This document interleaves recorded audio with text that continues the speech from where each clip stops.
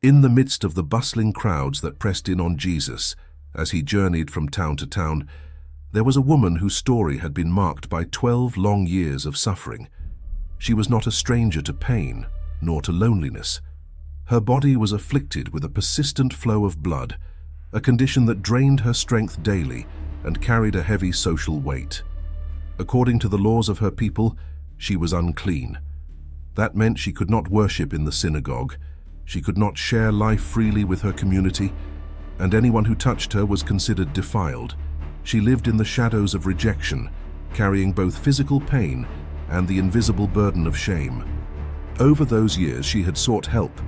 Doctors and healers took her resources, but offered no cure. Her savings dwindled to nothing.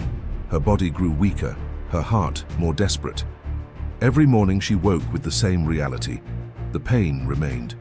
Every night she lay down with the same unanswered prayer. Her life must have felt like a slow fading away. But then came whispers in the marketplace, excited voices in the streets. A name passed from lip to lip: Jesus. The stories were incredible. He was healing the sick, restoring the broken, even raising the dead. For the first time in years, her heart flickered with hope. Could it be? Could he heal even me?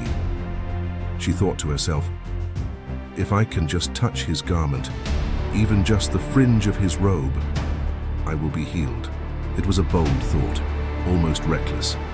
The crowd that followed him was dense, noisy, pressing close. She was frail, and stepping into such a throng risked exposure. What if someone recognized her? What if she was accused of defiling others by her presence? But desperation outweighed fear. She pulled her cloak tighter, lowered her head, and slipped into the mass of people, her heart pounding with each step. The scene was chaotic. Men, women, and children pushing to get close, calling out his name, reaching for his attention. Yet through all the jostling, her eyes stayed fixed on one goal: the hem of his garment. With trembling hands she pressed forward, weaving through bodies closer and closer, until finally, with one swift and quiet motion, she reached out and brushed the edge of his robe. In that instant she felt it. A surge of life flowed through her body. The bleeding stopped. Strength returned where weakness had reigned. 12 years of suffering ended in a single breathtaking moment. She knew. She was healed. But Jesus also knew. He stopped mid-step. The crowd hushed as he turned and asked, "Who touched me?"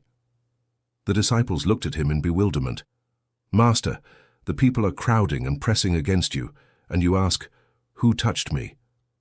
To them it seemed an impossible question, but Jesus, his eyes scanning the faces, said with calm certainty, "Someone touched me. I know that power has gone out from me." The woman froze. Her heart pounded in her chest. She could stay silent, slip away with her healing, or she could step forward. Trembling, she fell at his feet. With tears streaming, she poured out her story. 12 years of pain, of rejection, of hopelessness, and the faith that pushed her to reach for his garment in daring belief. Jesus' face softened, his voice filled with compassion. "Daughter," he said, a word of belonging, of restoration, "your faith has healed you. Go in peace and be freed from your suffering." In that moment, she was restored not only in body, but in dignity and spirit. She was no longer the outcast, no longer defined by her condition, but called daughter by the Lord himself. The crowd, who moments earlier might have overlooked her, now witnessed the power of faith wrapped in humility and courage. Some must have marveled, others whispered in awe. But to the woman, the world was brand new.